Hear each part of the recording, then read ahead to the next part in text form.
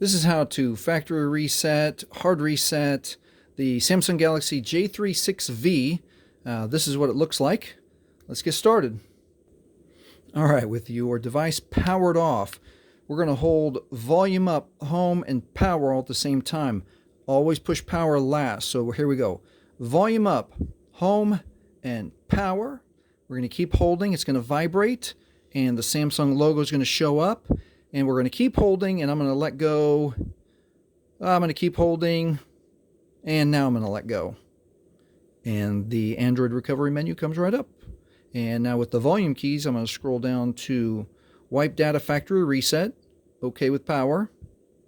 And it asks you to confirm. Wipe all user data. This cannot be undone. Use a volume to confirm yes. OK with power. And you always want to verify down here. Here it is, data wipe is complete. That means it's erased everything, all old information.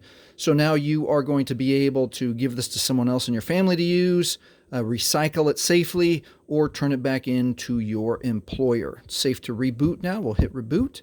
And if this has helped you, please like, please subscribe, and thank you for watching.